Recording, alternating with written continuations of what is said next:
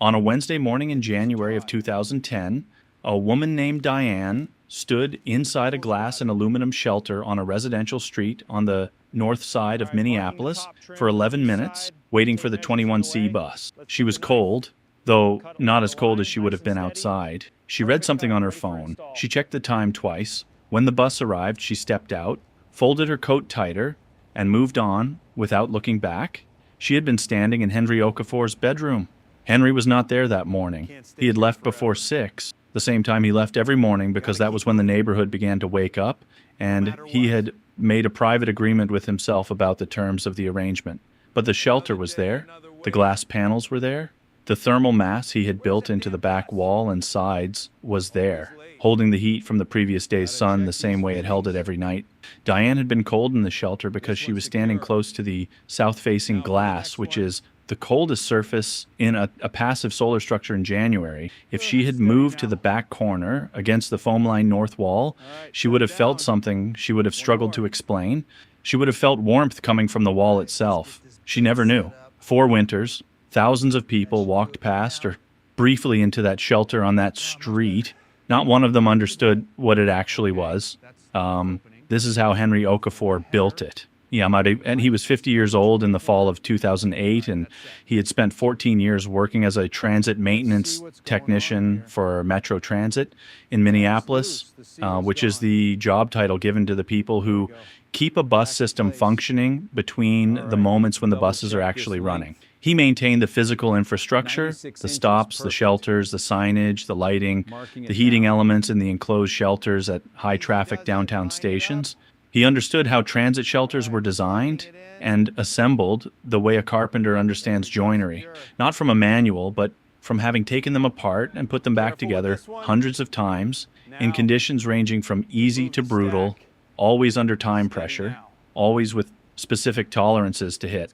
He knew things about transit shelter panels that nobody without his specific background would know. He knew that the tempered glass panels were rated to withstand a 90-mile-per-hour wind load. He knew the aluminum frame system was designed to interlock tolerances tight enough to eliminate air infiltration at the joints, because air infiltration at a shelter joint creates whistling that generates complaints, and complaints generate work orders, and work orders cost money.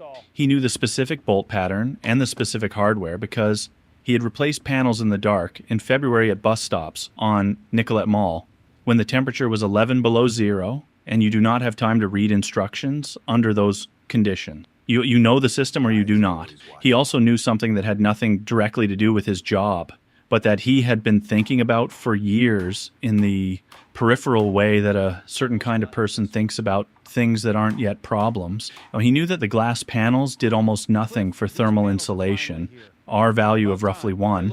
That was why the enclosed heated shelters downtown used a different system, double-glazed panels with heating elements and insulated back walls. The standard glass and aluminum shelters that covered most of the system's stops were wind barriers, not thermal barriers. They stopped the wind, which was meaningful, but they did not stop the cold. He had always thought there was more you could do with that frame if you used it differently. He had never had a reason to act on the thought. By October 2008, he had a reason. Metro Transit had contracted out a significant portion of its maintenance operations that summer as part of a budget restructuring, which is the institutional language for the decision to pay a different company less money to do the same work with fewer people. Henry was one of 43 technicians whose positions were reclassified in ways that effectively eliminated them. He received a letter in August and a check in September and nothing else in October when he needed something else. He had a sister in St. Paul who offered a couch, and he stayed there for 6 weeks before understanding that 6 weeks had become a permanent arrangement in his sister's mind and that this was going to change the relationship in ways neither of them wanted. He left on a Tuesday in October with a specific plan, which meant he was in a different position from most people who end up without housing, because most people who end up without housing do not have a specific plan. They have a situation. Henry had a plan. He had been to the Metro Transit maintenance yard in Roseville twice in September on days he knew the facility manager, a man named Gordon Pash, would be in the yard rather than the office. Gordon had been Henry's supervisor for 6 of his 14 years and had the specific quality of a man who does what he can within the constraints he operates under and feels bad about the constraints he cannot change. He had felt bad about Henry's situation. Henry had used that, not cynically, but practically. The conversation went like this. There were 3 generations of shelter panel sets in the maintenance yard, current generation in service, previous generation stockpiled as replacement parts, and an older generation that had been fully superseded and was designated for scrap metal recycling at a price that would not happen for at least another year because the contract for the recycling had not yet been awarded. Henry asked Gordon if anyone would notice if some of the oldest panels were no longer in the yard by the time the recycling contract was awarded. Gordon looked at the ceiling for a moment. Then he said that the inventory on those panels had not been updated since 2004 and that he personally did not intend to update it. Henry said he appreciated that. Gordon said he had not done anything. Henry said he understood.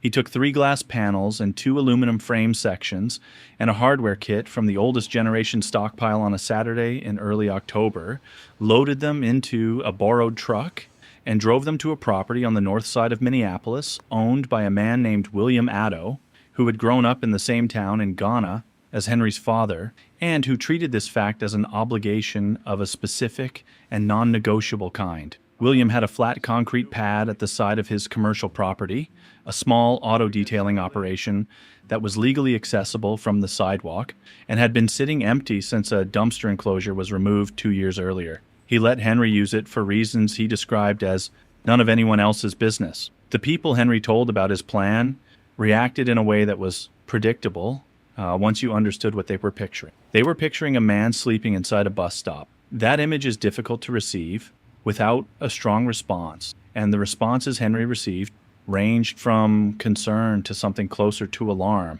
A man named Curtis, who had been his colleague for 9 years and who Henry told in confidence, said he thought Henry should consider other options before doing something that was going to embarrass him. Henry said he had considered other options. Curtis said that sleeping in a bus stop was going to make Henry look like a man who had given up. Henry said what he was planning did not look like a bus stop from the inside. Curtis asked what it looked like from the inside. Henry said he would show him in December. Curtis said he was going to hold Henry to that. He did, and what he saw in December changed his understanding of what Henry had built from the outside in. Let me stop here and explain what Henry understood about glass in the sun in January in Minneapolis, because this is the part that most people looking at the structure from the outside missed entirely, and that makes the difference between a cold glass box and a functioning shelter. Minneapolis sits at roughly 45 degrees north latitude. In January, the sun tracks across the southern sky at a maximum height of about 22 degrees above the horizon at noon. That is low, almost flat, and low winter sun hitting south-facing glass does not bounce off the way high summer sun does. It comes in deep. It penetrates far into the structure because the angle of incidence is shallow. You know this if you have ever noticed how far into a south-facing room the winter sunlight reaches compared to the summer sun. That barely gets past the window frame. Same glass, different season, completely different behavior. Henry oriented his south panel to face 15 degrees east of due south, which is the optimal winter orientation for Minneapolis's solar path, a detail he had researched in an agricultural extension publication at the library because he wanted the number, not an approximation. On the other 3 sides, he installed foam board panels salvaged from a building renovation project 2 blocks from Williams' property, 2-inch closed cell, R13, cut to fit the aluminum frame channels the same way the glass panels fit. So from the outside, the north, east, and west, faces looked like solid shelter panels. They were, just insulated ones. The floor was a raised wooden platform he built from salvaged pallet lumber, elevated 4 inches off the concrete pad on rubber blocks that served as thermal breaks between the concrete and the sleeping surface. Under the platform, 2 layers of foam board cut to fit. Over the platform, a sheet of closed cell foam underlayment, then his sleeping pad, then his sleeping bag. The ceiling was the last piece and the one he spent the most time thinking about. The existing shelter frame had no ceiling Transit shelters are open at the top between the frame and the back wall. He spanned the opening with a fitted panel of foam board and polyethylene sheeting, weighted at the edges with sections of aluminum channel he had kept from the hardware kit. It was not beautiful.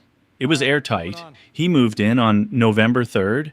Now here is what happened the first week that he did not expect. Not the cold, which he had expected and prepared for. The condensation. On the third night, he woke to find a film of frost on the interior face of the south glass panel, not on the foam walls, not on the ceiling or floor, on the glass, which was the one surface in the structure he had not insulated because the glass was supposed to be the solar collector, not a wall. The warm interior air he had generated through body heat was hitting the cold glass surface and giving up its moisture there. And in November in Minneapolis, that moisture was freezing. He lay there thinking about it for a while. He knew what was happening physically. He knew it from a different context. Transit maintenance workers deal with condensation on shelter glass all the time because enclosed bus shelters with heating elements create exactly this situation, warm interior air against cold glass. The standard solution in commercial glazing systems is an air gap between the heated interior and the cold glass face, which prevents the warm air from contacting the cold surface directly. A thin buffer of still air that stays at an intermediate temperature and keeps the dew point away from the glass surface. He did not have a commercial glazing system. He had aluminum channel scraps and a sheet of thin polyethylene film from the building supply salvage pile. He spent one afternoon building a secondary interior film, essentially a lightweight storm window, polyethylene stretched tight across a frame of aluminum channel and mounted 3 inches inside the glass panel, attached to the frame with sheet metal screws at 6-inch intervals, 3 inches of trapped still air between the film and the glass. When he tested it the following night, the frost was on the outer surface of the polyethylene, not the glass, which meant the system was working, and the moisture was being managed at a surface he could accept rather than one he could not. The side effect he had not planned for was that the air gap also provided meaningful insulation. 2 surfaces with trapped air between them, the same principle as double-pane glass, assembled from a roll of film and some scrap channel. The interior temperature on clear nights improved by 6 to 8 degrees after he installed it. Now, he wrote this in his notebook and noted that he had fixed a problem and accidentally improved the system in the same afternoon, which felt like the right kind of accident. I want to ask you something here, and I want you to take it seriously rather than read past it. Henry had been in that shelter for 3 days before he found the first failure. He could have decided that was a sign the plan was not going to work. He could have taken the failure as evidence that the people who had told him he was doing something embarrassing were right. Instead, he lay there for a while, identified the mechanism, thought of a solution from a different professional context, and fixed it the next afternoon with materials that cost him nothing. What is the difference between a person who fixes the problem and a person who takes the problem as proof they should stop? I think about that question more than I probably should. Leave your answer in the comments. I don't think there is one answer, and I genuinely want to know what you think. December came, and with it, the first real test. Minneapolis in December 2008 was not a mild winter. The temperatures dropped into the single digits in the first week and held there with the patient persistence of a climate that does not consider single digits to be newsworthy. By the second week, the overnight lows were between 5 and 15 below zero, with northwest wind that came off the open plains, with nothing to interrupt it between the Dakotas and the city's western edge. What the shelter did in that weather was something Henry had calculated, but not fully felt until it was happening. On a clear day, even in December, even at 15 below zero outside, the south-facing glass panel collected solar energy. The sun was low at noon on December 21st, the lowest day of the year. It sat at about 22 degrees above the southern horizon, and the light came into the shelter at a shallow angle and hit the foam-lined back wall and the floor platform and the mass of Henry's possessions stacked along the north side. All of that mass absorbed heat during the daylight hours. Not a lot, but some, measurably some. He had built a simple thermometer mount on the north wall, indoor and outdoor sensors, digital display, running on 2 AA batteries. At 2 in the afternoon on a clear December day, he documented an interior temperature of 48 degrees with an exterior temperature of -8, a 56-degree differential maintained by passive solar gain alone, no heat source, no combustion, no electricity. He was not inside the shelter at that point. He was at the library 2 miles away because he spent his days at the library the way he had spent his previous 14 years, engaged with specific tasks, working through a list, making use of what was available. When he came back at 4, the interior had dropped to 41 degrees as the sun moved off the south panel. He ran a single candle lantern for 90 minutes while he ate and read, which brought the interior to 54 degrees. He turned the lantern off at 9 and went to sleep. At 5 in the morning, the interior read 38 degrees. Outside, -14, 52 degrees of separation at the coldest point of the night, maintained by the foam walls, the insulated floor, the polyethylene film gap, and the thermal mass of everything inside the structure that had charged during the afternoon sun. He wrote, "Passive solar works." Then he wrote the number. Then he went back to sleep. The structure performed that way, with minor seasonal variation, through 4 consecutive Minneapolis winters. The coldest single reading he recorded was on a January night when the outdoor temperature dropped to -22, and a cloud cover that had persisted for 4 days had prevented any solar gain. The interior temperature at 5 in the morning read 41 degrees, a 63-degree differential from passive insulation, and the residual thermal mass of 4 days of previously stored heat with no active heat source running, and the candle having been out since 10 the previous evening. And he wrote that number in the notebook with 2 underlines. The moment that tested the invisibility most directly happened in February of the second winter.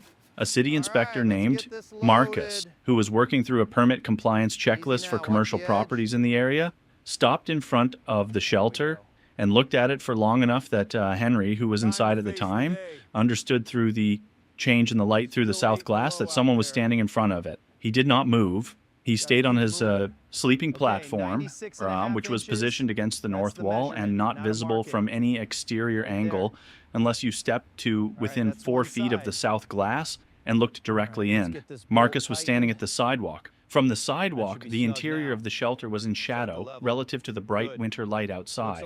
What he saw was a glass panel, an aluminum frame, and darkness behind it. He looked at the permit card William had posted on the adjacent wall of the detailing building. He wrote something on his clipboard. He walked on. Henry waited 5 minutes before moving. Then he made coffee on his camp stove, which he operated outside the shelter on mornings when the wind was below 15 miles per hour, and walked to the library the same way he walked every morning. Curtis came in December, as Henry had said he would. He drove to the north side on a Sunday afternoon and stood outside the shelter for a moment, looking at it the way you look at something when you are trying to reconcile it with what you expected. Then he stepped close to the south glass and looked in. Henry was inside, sitting on a wooden crate he used as a chair, reading a paperback. He looked up when Curtis's shadow crossed the glass. He got up and pushed the door panel open from the inside. A fitted foam core panel hung on 2 piano hinges, sealed on 3 sides, with the same magnetic refrigerator gasket technique from similar builds in this niche. The gasket pulled from a discarded fridge at a salvage yard on the north side. Curtis stepped inside. He stood for a moment, then he put his hand on the foam-lined north wall and held it there. He said, "It's warm." Henry said the north wall held heat from the afternoon sun most of the way through the night on clear days. Curtis stood there taking stock of the space, the organized sleeping platform, the thermometer display, the notebook on the crate, the small shelf of library books. He looked at the south panel with its interior film layer and the afternoon light coming through at the low winter angle. He said, "From the street, it looks like a bus stop nobody's using." Henry said that was the point. Curtis asked if Henry had told anyone at Metro Transit. Henry said he had not. Curtis said that was probably the right decision. Then he asked if he could bring his brother-in-law to see it. His brother-in-law was an architecture student at the University of Minnesota, and Curtis thought he should understand that a transit maintenance technician had solved a passive solar design problem in a glass and aluminum bus shelter frame on a North Minneapolis residential street with salvaged foam board and a roll of polyethylene film. Henry said he could bring whoever he wanted, as long as they came before 6 in the morning or after 10 at night. Curtis said that was a very specific condition. Henry said the 21C ran every 12 minutes during peak hours, and he had learned the schedule. What happened in the spring of the fourth winter is a longer story than this video can hold in full. So here is the essential version. A nonprofit organization that worked on housing solutions for people experiencing long-term homelessness had been referred to Henry through a chain of contacts that started with William Addo and moved through 3 people before reaching a program director named Sandra Akayampong, who ran a transitional housing program focused specifically on people from West African immigrant communities who had been displaced by the 2008 economic collapse. Henry spent 2 afternoons in March talking with her. She asked him about the shelter, specifically about the passive solar design, the condensation management, and the thermal performance data in his notebook. He showed her the notebook. She photographed every page. 3 months later, Sandra's organization broke ground on a transitional housing project in North Minneapolis that incorporated passive solar design principles along the south-facing facade. The architect on the project, a young man named David, who had been brought in through a referral, had spoken to Henry twice on the phone before the design was finalized. Henry never attended any meetings related to the project. His name did not appear in any documents connected to it. The notebook was his. He moved out of the shelter in April of the 4th winter when Sandra's organization placed him in a transitional apartment 3 blocks from Williams' property. He left the frame standing. He took the foam panels and the polyethylene film and the sleeping platform, because those things were his and had other use. He left the glass panels in the frame, because the glass panels were Metro Transit property, and he had returned them to approximately the form in which they had left the maintenance yard, minus the scrap designation. Within 2 weeks of his departure, someone had begun using the shelter frame as a weather break while waiting for the bus. Henry saw this on a Tuesday morning in late April, walking past on his way to meet with Sandra's office about the apartment logistics. A man in a delivery driver's jacket was standing with his back against the aluminum frame, looking at his phone. Henry kept walking. The man looked up briefly and then looked back at his phone. Neither of them said anything. The 21C was probably 6 minutes out. Here's what I want to leave you with. Henry Okafor spent 14 years maintaining infrastructure designed to protect people while they waited for something to carry them somewhere else. Bus shelters exist for one purpose: to make waiting bearable. Stand here, be out of the wind, the bus is coming. He built his home out of that infrastructure, not to wait in, to stop waiting. The same frame, the same glass panels, the same aluminum interlocking system he had assembled and disassembled hundreds of times in 14 years of maintenance work. He put them together one more time in a configuration that none of the engineers who designed them had specified, and made them do something they were not built to do. The glass did not know it was supposed to only block wind. The foam panels did not know they were not rated for this application. The south-facing geometry did not know that collecting winter sun for a sleeping man was not the intended use case. Only the people who walked past knew what it was supposed to be, and they were wrong. If this story found you at the right moment, the Street Survival Solutions Field Guide is linked in the description. It covers the principles Henry was working from: passive solar, thermal mass, condensation management, wind barrier design, laid out before the winter arrives, rather than during it. There is another story on this channel about someone else who took something the world had decided it was finished with and proved the world had miscounted. It is waiting whenever you are ready.